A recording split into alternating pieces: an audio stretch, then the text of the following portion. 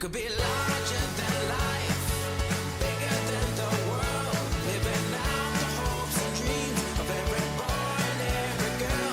You could fly higher than the sky, shine brighter than the stars. You can have all you ever wanted.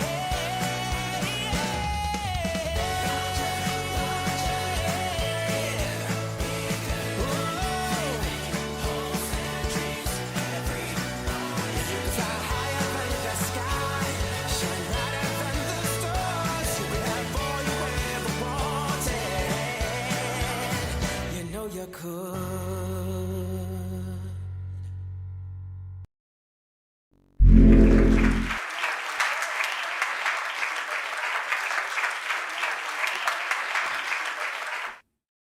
Good morning and welcome back to the channel, Grand Colombia, and welcome to another Coffee Time Live. It seems like it's gone on forever. You know, I had a radio show once, lasted 5 years. It was every Saturday at 10, I think, in the morning, 10 or 11, and it was for 1 hour. And that flew by.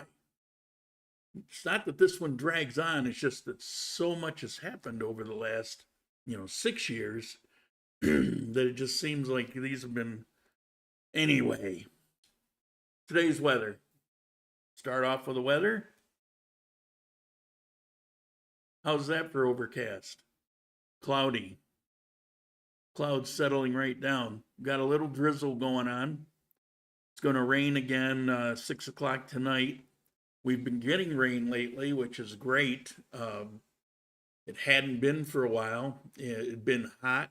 Well, for us, hot. 83, 84 degrees is a high. And we're usually in the high 70s. And it usually rains every day, late afternoon or evenings typically.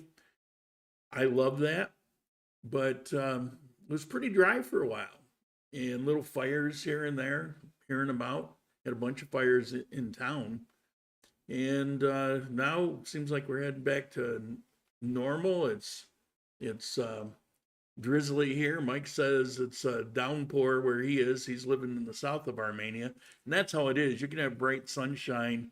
You go 6 blocks over, and it could be a downpour. I thought I knew about microclimates. We had microclimates in Ecuador, but nothing like here, particularly in Armenia. It's crazy. When I lived in the 360 building and I was on the 10th floor, my balcony overlooked all of Armenia. I could see the weather patterns happening all over the place. It was fascinating. Anyway, right now it's about 70 degrees. We're supposed to hit a high of about 77 and a low of 62. Those numbers, that's what most of the year typically is. Now, we could come right out of a La Nina and go right into an El Nino, so it makes you wonder what's typical. But that's what's going on. Now, I was also asked, hey, could you mention every time you come on Coffee Time the peso exchange rate? Okay. I know I'm going to forget, but as of this morning, I get a notice, and it's 43.24 to the dollar, which is, pretty nice. From the high to where it was a couple weeks ago, that represented well over 1 million pesos a month for me. But that was like windfall. That was like extra. So that was pretty cool. All right. Run through the chat quickly here. Juka, he's commemorating he tuned in for the first time October 2021. And he's been here, I don't know if he's missed a Sunday. So thank you very much. I appreciate it, of course. Jerry, he's been on here for quite a while now too. So, I mean, Mr. Anonymous, of course. Thank you. And Juka, yep, greetings from Finland since October 21. Turtle, good morning from Bucaramanga. Don't you just love that name? Just kind of rolls off the tongue. Bucaramanga. Mike Jarvis, good morning all. How you doing, Mike? Juan, good morning from Miami. How you doing? Mike Carroll, Bills defense came up big. You watching? Nope, I'm here. Uh, I watched the first quarter and saw 3 starters go out of the game. So I think that's a total of 7 starters since the beginning of the year, and they're all on defense. So, so I don't know. If they're hanging in there, good for them. Yeah, I don't know what to say. If they're hanging in, I don't know how they're doing it, but let me say this about that. After 60 years, I'll still say,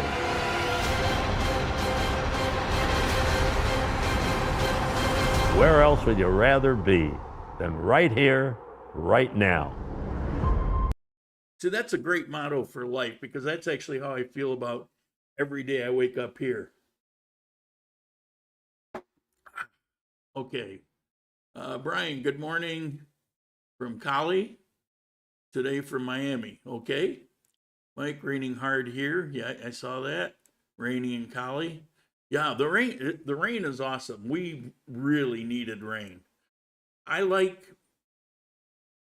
I lived in Manizales, the rain was kind of a pain in the butt because it would happen whenever it felt like it. So, you go out with your umbrella, you don't know what was going to happen. It'd be bright and sunshiny, and then 5 minutes, you get this torrential downpour, and the umbrella gets caved in. It's coming down so hard. I mean, you just didn't know. And the beautiful thing about Armenia is, and of course, not always, but typically the way it is it'll rain sometime in the afternoon or in the evening. So you get up in the morning, you go do your day, you get back home after lunch, and let it rain. I don't care. I'm back home. And so you go out and you could, spend a lot of hours out walking around doing whatever, and you get the beautiful day. And before it gets, too hot, you get a couple hours in the afternoon where it's pretty hot everywhere. The temperature may not be so hot, but because we're so close to the equator, the infrared rays will burn you. So, it was like a perfect thing. And then, La Nina and El Nino, throwing a wrench in the works. With El Nino, it tends to be warmer and drier than it typically would be. But this rain is awesome. Just loving it. It actually, I've been here for quite a while now. I'm used to cold, but I think I'm not used to it anymore, because even though it's 70 degrees, I'm in shorts and my t-shirt. It feels almost like a chill in the air, but yeah, that's the way it goes. Coleman, still in Seattle. How you doing? Brian, this is the first time I'm on your chat. Welcome to the chat. I appreciate it. I thought that was the case, but I wasn't sure. Hello, Brian from Pareda. Well, what about me? Libby, how you doing, Libby? I think it's going to rain here in Fort Myers. Sky is cloudy, but it was sunny every day I'm here. She's been living in Cuenca, Ecuador for a number of years, but she goes back to Florida pretty often. Let's see, we got anything else? All right, that's what we got for chat. Today, big topic for a lot of people. Can you get a car loan for a new car in Colombia? And so I'm going to talk about that. And the answer is yes. However, and I'll go through that. But before I get there, I've got a comment about something. I got a couple little headlines, mostly for the people that are visiting or living here. And then we'll get into the main topic. And then, of course, after that, we always have the live Q&A. You ask questions, that's fine. Feel free to talk amongst yourselves. You guys usually do. All right. First of all, I don't know. It was probably 6 o'clock this morning. I don't know when it was. I got this message about a video that I'd actually seen a portion of it before, and I saw a little bit more of it today. And it was one of those, how to live like a king on $800 a month in Armenia kind of deals. And hold on. Those things, they really annoy me because whenever you read that, all you have to do is look at the source of that video, and I can almost guarantee you, I'm trying to determine whether it's me or you, the volume seems low. I'm guessing it's probably you. My meter is right up there. But you look at the source of that video, and what's I can talk closer to the mic here. And what's almost always going to happen is, I hope I'm not going over the meter now, is you're going to see the source of that video is somehow profiting off of Pollyannish information. In other words, kind of like international lying. Let's tell the story better than it really is to entice people to buy my wares. Now, I don't mean just YouTubers in general. Like after we hear, I'm a fan of hers, Ace Live, I'm a fan of his. He comes in and out of Colombia, and they might have merchandise or do contributions or something. That's not what I'm talking about. You see, that's going to happen whether somebody comes here or not. But if you got somebody that's selling houses or, I don't know, selling anything in particular, or they're trying to, you get my point. You got international lying. They sell these $3,000 to $5,000 seminars. Well, they're not going to do that unless they get you really chomping at the bit, really interested enough to take action to buy what they have. Or if you were move here to Armenia, you could go buy a house from them and they can get their commission. And I'm not saying I have no problem with somebody, selling houses and doing videos. It's just the problem comes in. You saw this, you don't see it here much, but you saw it in Ecuador like gangbusters. The problem I have is when people basically paint a picture that's simply untrue, not obtainable, or there's so many caveats to it that it might as well be untrue. The thing about the $800, and people say, yeah, well, you have local people that live on less than that, and da da da da da. Yeah, that's not so much. They'll have families and things, but that's not the point. You're not a local person. And we're also talking about what's the quality of life that you want to live. I mean, do you want to live in a hovel with undrinkable water and survive on rice and beans every day? Forget having any kind of decent Wi-Fi. I mean, yeah, you could start scaling things back to the point where you can live on peanuts. That's true. But is that really living? Particularly since a lot of my viewers are retirees. I mean, if you want to live on cat food, you can just stay where you are. You don't have to come to Colombia. I mean, one of the advantages here is that you can make your money go a lot further than what what you're used to or what other alternatives would be. So if you're going to take those away, then what's the point? You're taking away one of the reasons. But they're not telling people that. They're phrasing things, and it's making it sound like, oh, I can go there and live a great life and on peanuts. On this one in particular, it's like described this beautiful house, and he's got a car, and he named off all these things, and he's talking about $800 a month. And if you quickly add it up, it goes way over that. But we're not going to talk about that. And there's other expenses that he glossed over and didn't include. It's just dishonest to me. And when I see those things, it really annoys me. If you're going to make a video and you're trying to give people information because people crave good information, don't lie to them. And so that video came across this morning, just kind of soured me. I thought Ecuador was full of those. That's what got me making videos, because people were lying so much about Ecuador. And here you don't see it so much, but you do occasionally. Fortunately, most people that make those are usually a flash in the pan on the videos, and they come, they come and go pretty quickly. But anyway, that's my pet peeve. You got to take things into account. Another thing that on the same topic, when you're talking about cost, when you first get here, it takes quite a period of time to not only acclimate to the new society you're living in, but to find the things that you're looking for and to find the best prices for things you're looking for.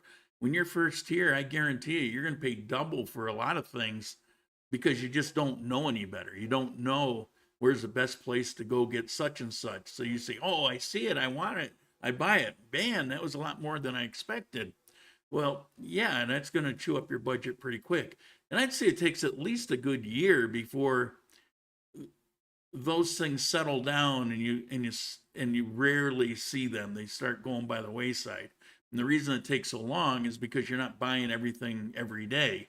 So it might be 6 months before you go to buy something and discover that. So it takes a while to whittle away at that. So you have to take all of these things into account. So whenever you see, you can live, in a nutshell, you can live here middle to maybe slightly upper middle class on about $1,500 a month. And if you're a retiree in the United States, that means there will be some things that you might be used to in the United States, particularly while you were working, that here it either won't be necessary, maybe it's not really a thing here. So your type of living will change. You will need to make an adjustment. But that's a pretty good rule of thumb. Can you get by on 1,200? Yeah, but now you're starting to take away the things. Maybe you want to go travel locally on the weekend and take pictures or something like that. You're starting to scale those things back. Maybe you want to go out to a nice restaurant every Friday night. Well, maybe you can only do it once a month. So, as you get away from that $1,500 mark, you're starting to scale back. Now, $1,500 won't get you, dinners out every night either, but at least it'll put you more in the realm of, yeah, I feel like going to getting a steak this week out in a restaurant rather than, cooking it at home. Local food that's only, $2, $3, $4 for lunch. Of course, you can do that every day. But again, you have to take those things into account. When you see the things about a new person coming to Armenia and they're trying to claim that it's going to be, great living on $800, they're lying to you. So that's it. All right. A couple headlines I wanted to mention. First one, more than 4 million people will be on the roads during the week of recess. It's almost like a national holiday week. There is no national holiday week, but it's almost like that because you have so many people that will plan vacations around this week that we're into and the week after, right around this time of year. Another big time is Christmas to New Year's. If you want to travel over those holidays, forget it. And plane tickets will be sky high. But with this week, if you're planning to visit, or if you are here this week and say next week, in Colombia, you're going to find hotel prices are going to be higher, a little more difficult to find. Flights are going to be higher and maybe booked full where normally they wouldn't be. So take that into account. And if you're here, expect traffic to be worse than usual. And I don't just mean in Armenia. So I think that's an important thing to know and to realize. Okay, and the next one, this is for today if you are here. We've got a nationwide marathon being sponsored here in Armenia today. And as you can see in the picture, I think this is from last year, there'll be hundreds and hundreds and hundreds of people, maybe thousands of people that are out running this thing. And so there's going to be roads closed all over the place. You can find the specific ones. If you go to the newspaper, you'll find a map of the route. But it almost doesn't matter, because when this is going on, you've got roads closed, and all that does is jam up the other roads that would be alternative. It's the kind of thing, if you don't need to go out today until later in the afternoon, then don't. I mean, you can. It's not. Just expect you might get some traffic frustrations or something. All right, so now we're going to get to the main topic, and let me hold on here. Oh man, well, like I always say, there's always next year. Turtle, I'm going to determine whether it's me or you, the volume. Oh yeah, I mentioned that one. Hello from Fort Lauderdale. Nobody followed up on that. Tell me how it is. I did bring the microphone. You can actually even see the microphone here this time. I try to keep it away a little bit and adjust accordingly so that you don't get pops and things like that. It's kind of gross when you get all this spit sound and stuff. Rob, made it late. Good morning from Cerritos. How you doing, John? NB90, buenos dias. Bills are in a defensive battle right now. Yeah, I'm a little worried about this. You know, when you got that many starters out, particularly all on defense, you just kind of wonder, you know, how they're going to make it. Plus, you know, their hours are kind of off. I mean, who knows? I'm not making excuses. I mean, I hope they win. I don't know what's going on, but I wouldn't be surprised if this turned out to be an off week. All right, Charles, let's see. We got returning to Monteria tonight. Thinking of renting an apartment since I go every month. See nice apartments unfurnished. 1 million to 2.5 million, or 1.5 to 2.5 million on Airbnb, or 10 to 14 days each week. Well, here in Armenia, apartments in the 1.5 million are going to be very nice, 3-bedroom, 2-bathroom in a high rise with all your amenities for about that money. If you go maybe upper middle class, a little bit nicer, maybe finishes are a little bit better, maybe the apartment's a little bit bigger, then you get up to a couple million. So that'd be a month rent unfurnished.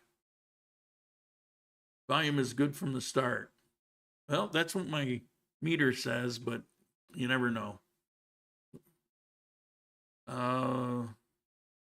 Mike Carroll, 18 to 7, mid-4th. Ouch.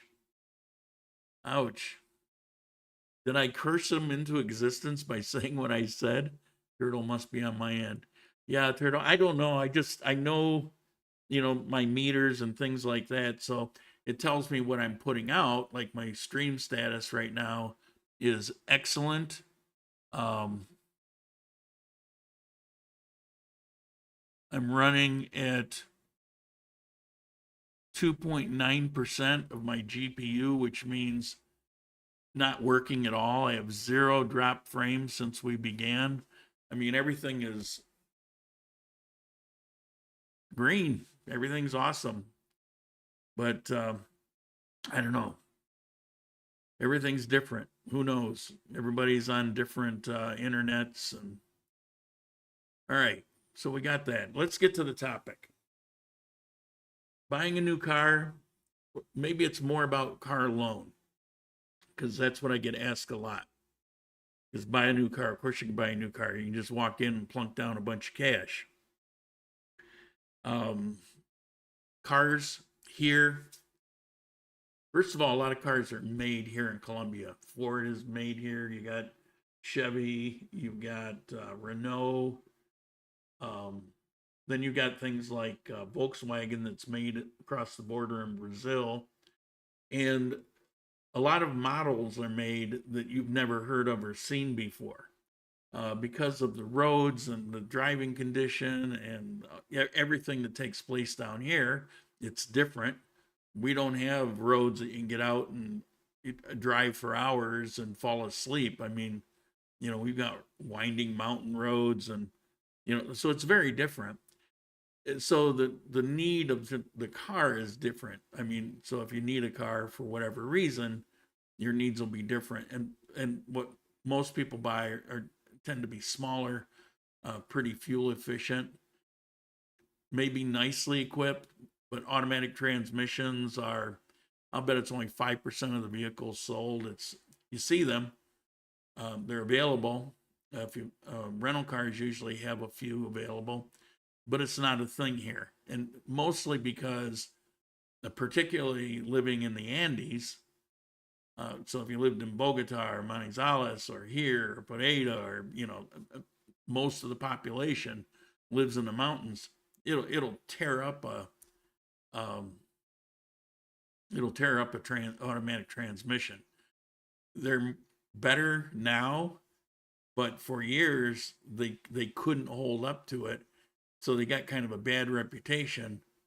So it's like you get an automatic, it's going to cost you money, you're going to have breakdowns, and so that's the story, that's the theme here. Now, cars, for the most, I'll give you a quick rundown. You can spend a ton of money. You can get Ferraris and Mercedes and all kinds of high-end cars here, and you're going to pay what you would expect you would pay. But typically, what you're going to get is on the low end, like a Suzuki Espresso. That may be the cheapest car. There's a Chevy model, the Spark Live. That's their cheapest one. It's going to be around this price, and that's about $11,000. Now, our friend Afro Wahira, she did a video, and there's an espresso, and she bought an espresso, and she talks about it back then as around 10,000. That was 2 years ago. Here, 11, maybe 11.5, something like that. And if you get the basic model, you got roll-up windows, you have mirrors that don't even have the manual adjust. You got to get out and adjust them or reach over. It's very basic transportation, but they run great, have a lot of power, and you know that may be all that matters.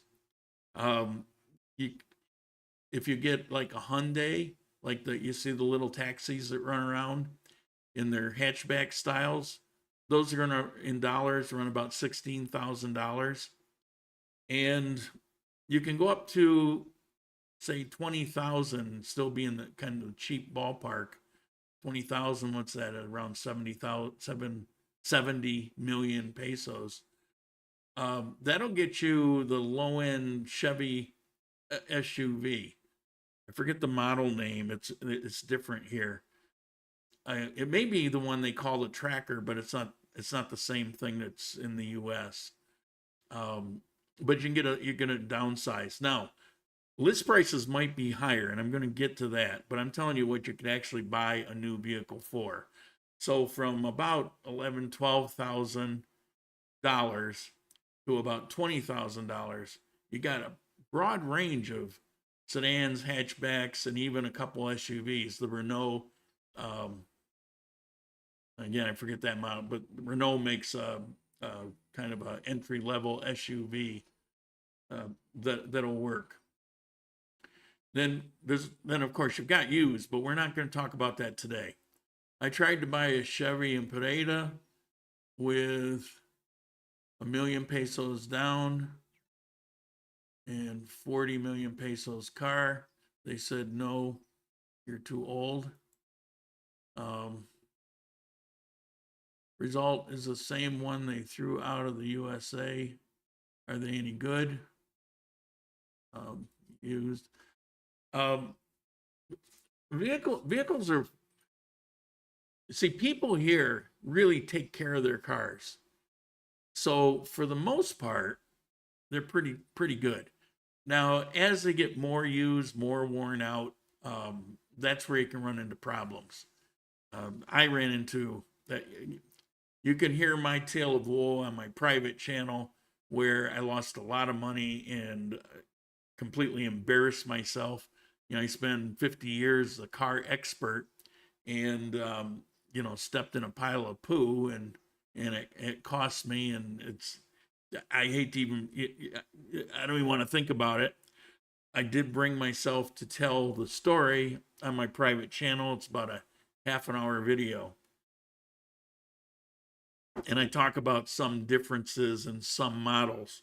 But for the most part, you get the little Volkswagen Gull, which is smaller than a Golf. So I guess I couldn't afford the F.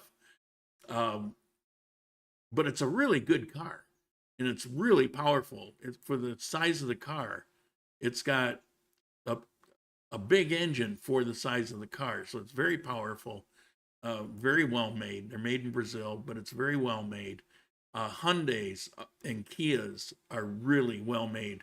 Most taxi drivers try to get a Hyundai or Kia, even though they can get Chevys cheaper. But the second choice behind, well, Hyundai and Kia is kind of the same company. But right after that comes Chevy. And it's Chevy, they're relatively durable, but the thing about Chevy is everybody and their brother can work on them. Think Model T. And the parts are so cheap. They're very simple, uncomplicated cars. And so Chevys here can be very attractive because of that. And they're very popular. I'm kind of getting off track. So let's get to the car loan part. I went to a car dealer specifically to try to cover a lot of cars. So the one I went to, they're located in different areas around the city. I went to their main office, but they carry Hyundai, Chevy, Ford, Kia, Suzuki. I think they carry a few others, but that's enough for this because that covers all the basic transportation options that you'd probably want to get anyway. They might do Renault, but Renault is a good model if you're getting an upper level. But if you're getting a lower level, stay away from them. There's something quirky about the way they manufacture them that over the course of time will be a problem. Kind of like BMW engines right now. Okay, so first thing you need to do if you want to get a loan is don't expect to get one because it takes time. You have to establish yourself. Establishing yourself can be as simple as a cell phone. Whatever credit you had in the United States doesn't apply. You can have a fat bank account. It doesn't really apply, and unless you're paying cash, it doesn't come into play. They want to see a record of your integrity. So you'll start with a cell phone. And another thing you'd start with, which I did without knowing it, is particularly during COVID, we had to use deliveries for months. And so I established that way. I was paying cash. And then eventually they sent me that unsolicited credit card. I think it was maybe I forget the initial amount, maybe 3 million pesos, $700 or something. They sent that. And so then what I would do is when I would get the deliveries of groceries or whatever, I would put it on the card. And then every month I would pay it off. And that card is like in the US where if you pay it off, there's no interest. Worked great. And next thing I know, they upped my credit limit to over 5 million. It may not seem like a lot, but here that's pretty respectable. Unsolicited just kind of happened over the course of time. That happened, I think, maybe in my second year here. That happened.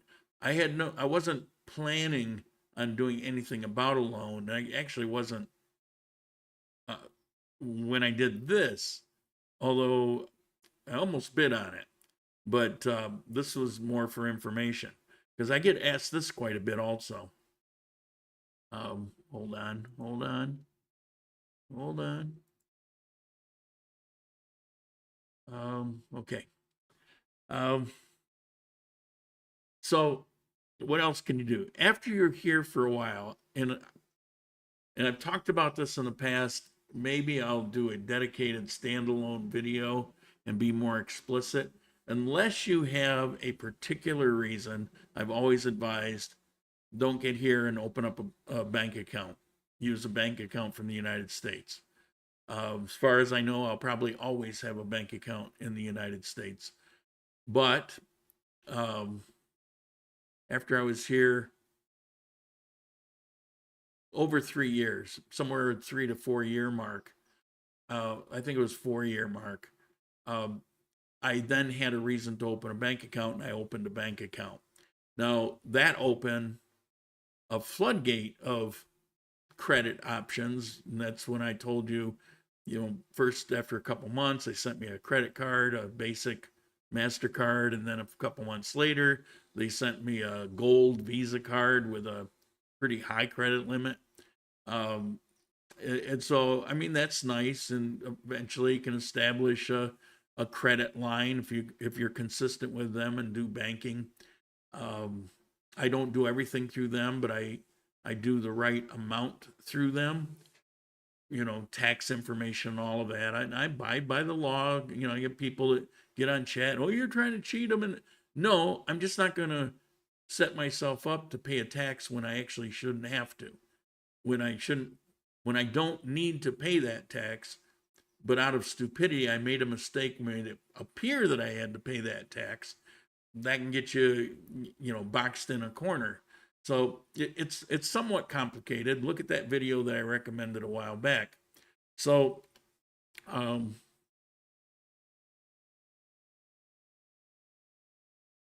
put enough through the bank to satisfy things here, the nuances over here. I hate to sound vague. I just don't want to go down a rabbit hole that would take, another hour to explain without even being on topic.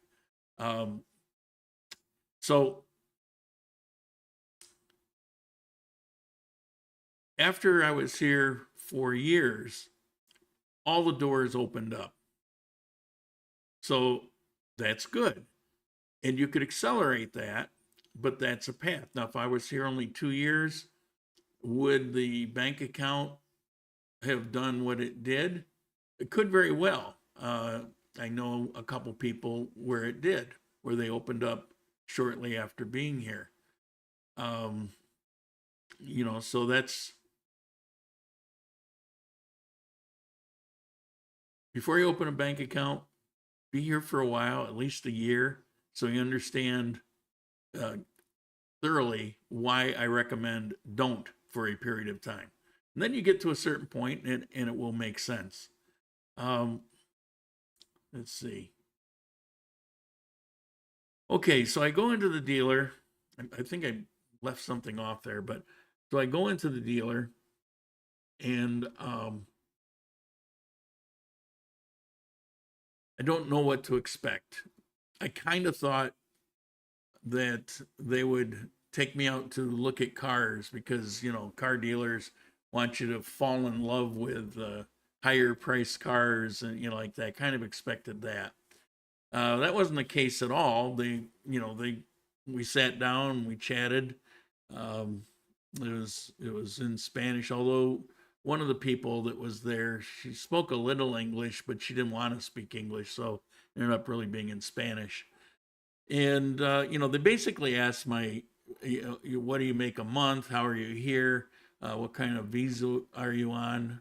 Next month, I'm permanent resident, but I still have quite a period of time on my pension visa. Of course, they ask for your cedula and do you have a driver's license, which wouldn't preclude you from getting a car, but they were just asking me these questions. And so I'm mostly letting them drive the bus because I want to see how they're doing this. So I gave them all that information and they got kind of excited because, oh, this sounds good. Yeah, we can get you financed. So do you want to see a car? Because now they want to get me to fall in love with a car. Oh, sure.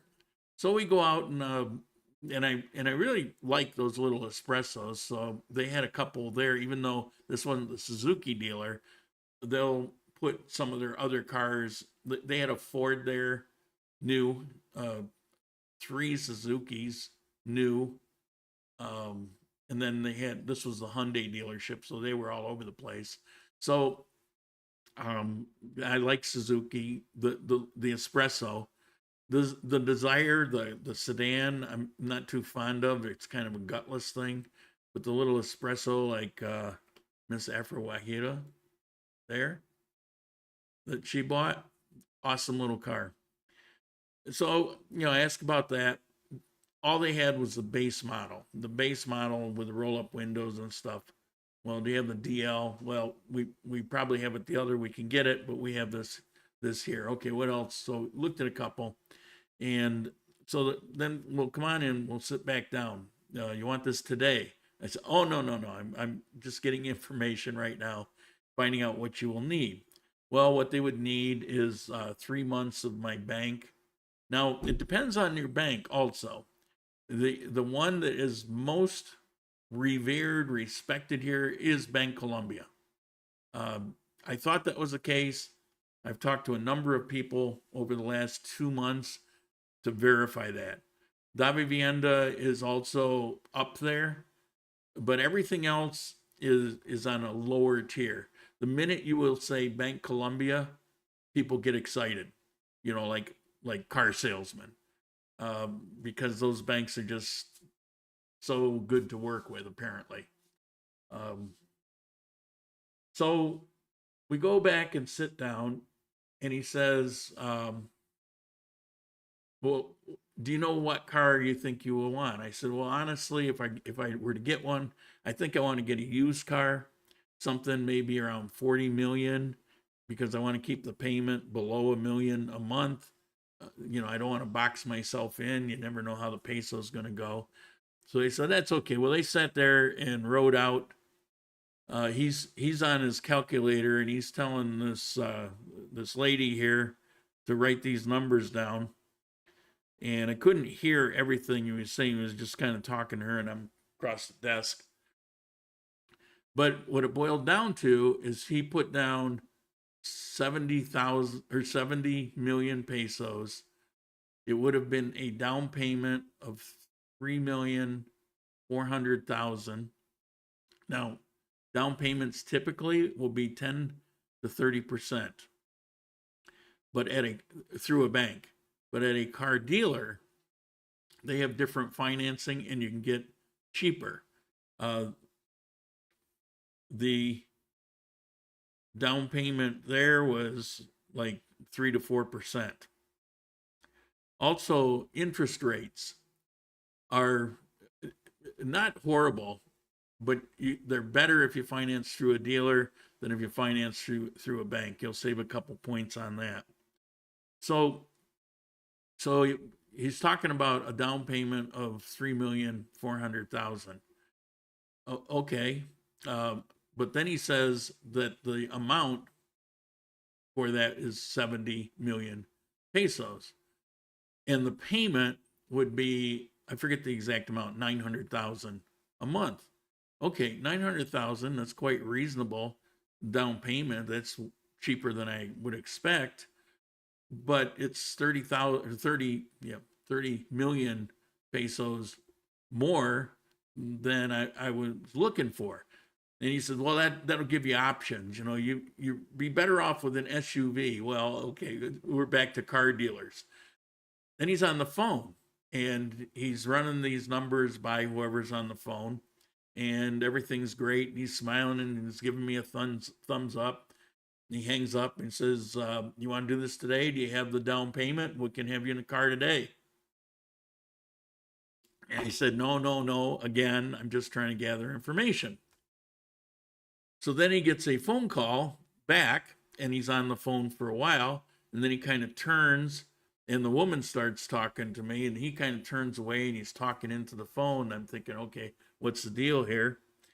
And he turns back, and he says, well, we have a little problem, but it's not a problem. But because you're 70 years old this next week, we can't do the loan unless you have a cosigner. Now, what was it? John said, no, you're too old, 75 years old. Well, I'm too old at 69 going on 70 this month, but you can have any cosigner, anybody that's here that will sign. I said, well, I would never ask someone to co-sign for me. I said, so that's not going to work. But thank you. I appreciate all this information. And I asked him a few things. What are your terms of loans? You know, what are we talking about here? Well, this was a 7-year, if that's what I wanted. Their interest structure, it's not all front loaded the same as in the United States, but it is front loaded, and you can do early payoffs without penalty. And, you know, so he's saying, well, you know, you can pay it off, and a lot of interest is spread out. So that was interesting. But the terms were anywhere from 3 years to 8 years, basically, at the car dealer. At a bank, I believe it's 1, 2, 3, all the way up to 8. So, Dan, yeah, average life expectancy for men in Colombia is just under 70. So they got nervous. Of course, I completely understood it. I don't blame them. I mean, I know they get the car back, but you know, nobody wants a car back. You take the hit of depreciation and all of that. And so they'd be setting themselves up where they could potentially be taking that hit. I wasn't the least bit upset about it. I wasn't actually even there to buy a car. But even if I were, it would have been understandable, and I would have realized that, well, I can't do that. Now, there is a threshold, and I don't know what that threshold is. And I was going to ask them, and then I forgot. And before I left, I stayed and chatted for a little while, but then I just forgot to ask them, you know, at what threshold would I be able to get a car? Because they sell used cars also. And I'm guessing it would probably be in the very low end, maybe around 30,000 or something like that. Plus, you can also offset it with considerably larger, you know, if you offered up maybe 15% down payment, something along those lines, that would cover the depreciation. And I'm sure at some point they would. He ended up getting back on the phone and going in circles, you know, trying to get me to buy a car that day. So they're definitely eager to put you in a car. But you're going to run into this. So if you're 65, 70, 75, you know, expect to offer up a bigger down payment, or have a cosigner. You know, maybe if you're married, that might make a difference. But that was a situation for me, and my situation is very similar to many of the people that are coming here to retire. So it wasn't a bad experience. I didn't feel pressured at all. I asked a lot of questions, and so they responded with a lot of conversation. And normally I wouldn't do that. Like if I'm in the US, I'm not posing questions because I already know the entire process there, and I know if they're trying to scam me. I know the value of the car before you walk in the door. I know exactly what I'm going to do, and either they're going to do it or they won't, you know. So, but here of course, it's different than that. Ben, good morning from Bogota. Sorry, I didn't notice that. So, it wasn't a bad experience. It was way better terms than I expected, because I'd casually looked at some bank. I've been thinking about talking about this in a video for a while, and I've looked at a couple different banks, and I've looked at their terms and that kind of thing. So when I got to the car dealer, I really didn't expect, but it makes sense that they have their own financing, especially a big dealer like this is carrying a whole bunch of car lines, and you know that they're in other cities. they're going to have their own financing department. And he pointed that out a number of times. We do our own financing. And so they had much more favorable terms. But the age thing is a thing. So, if you're here on a digital nomad, or you're here like Emil and Jennifer, for example, where, they're much younger, they could walk in with little money down and walk out with a, nice new car that will serve them for years. So that's pretty cool. Do they haggle with price? They're not paid that way. So they did move the price. The SUV that he was talking about initially, the 70 million, that actually had a retail price of 79 million for the base model of that SUV. The base model came with, of course, AC. They all come with AC and power windows and things like that. The base model came with that. So Suzuki and the Chevy, the $11,000 cars, they're pretty bare bones. But the $20,000 SUV, a 9 million haggle, what is that? $1,600, something like that, on a $20,000 vehicle. That's pretty good discount. So yeah, but he actually offered it up because I think what happened was, I was talking about the used car and I was giving him the framework of that, and then I realized that he was doing the 70, and that's when he was like trying to push me towards the SUV, and that's when he offered up the price that was lower. So Bank Colombia cutoff age for home mortgages 72 years old. Yeah, the home loans versus car, very different.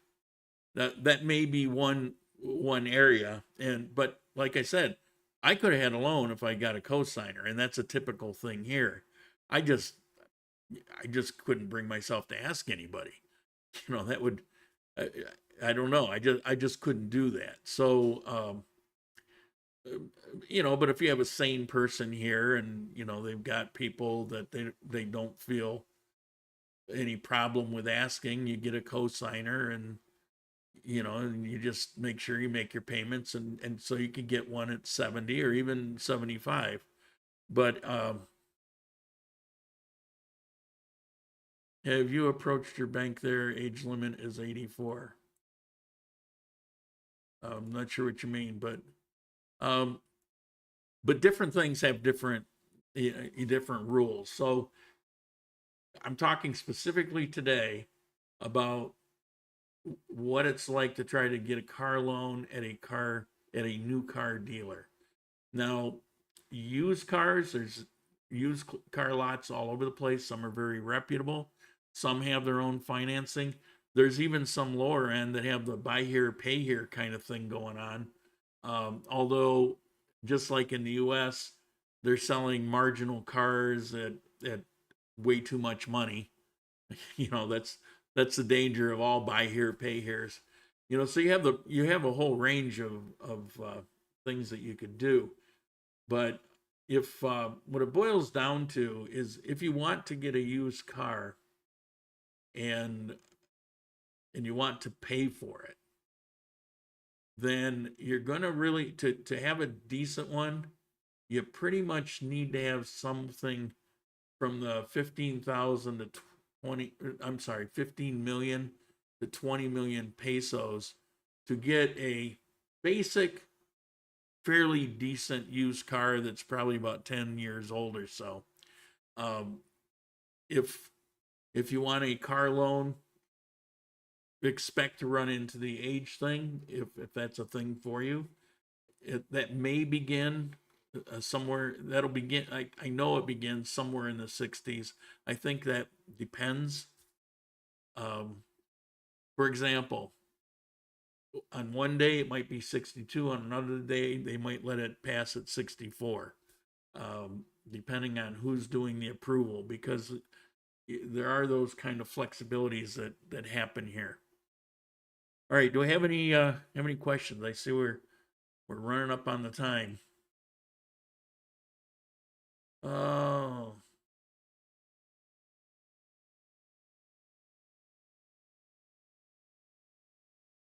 I'm looking here. I just opened up the ESPN thing. It says we've got 13 seconds left in the game. The Bills are behind by 5 points. And it's 2nd and 11. Ball on Buffalo's 19. They're going to lose. I don't see it happening. Well, that'll be sad. Let me get off that. Sorry for this. I should have opened it sooner. Okay. Let's see. What apps work to watch the NFL here? I watch it on Kodi. I have for years. You set up Kodi, go to YouTube, how to set up Kodi, follow it step by step. It's way easier than it used to be. And then once you load Kodi, you need to have a set of apps to put into it, because Kodi's like a shell program. And so just go on the internet and type in, or go to YouTube and type in, no, I'm sorry, go to the internet.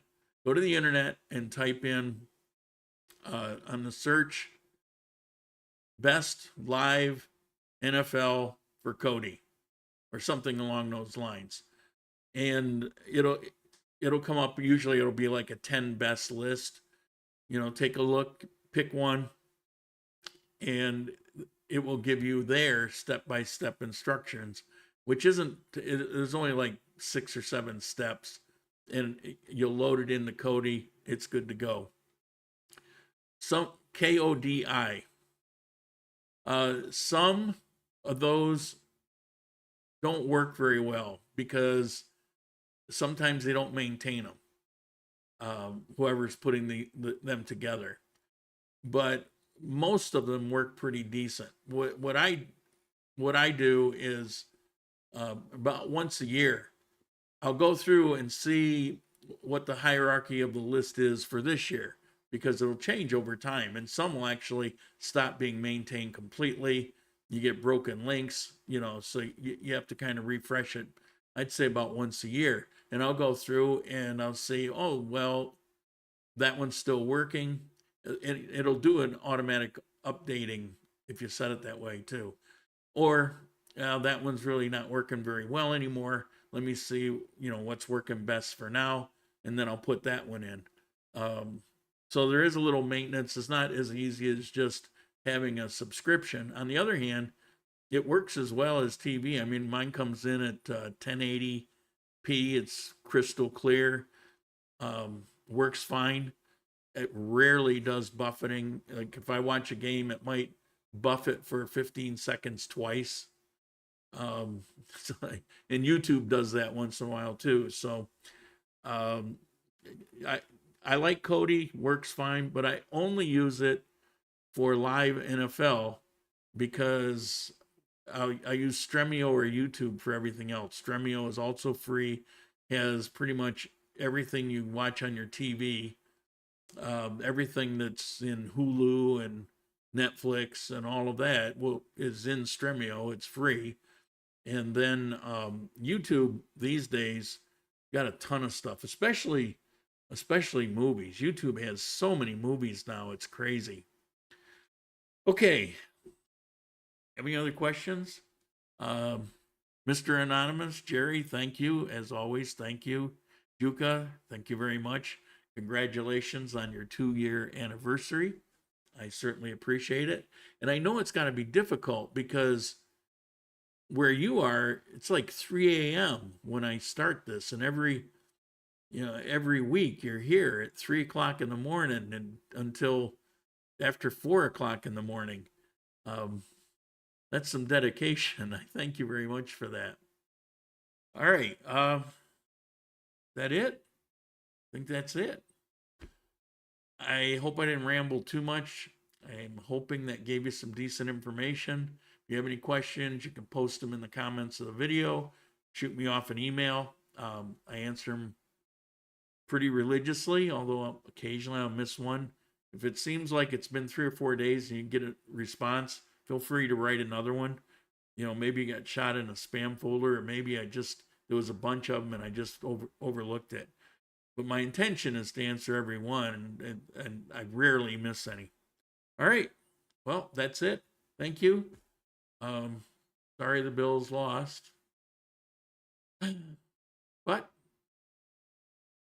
always next year. Ciao.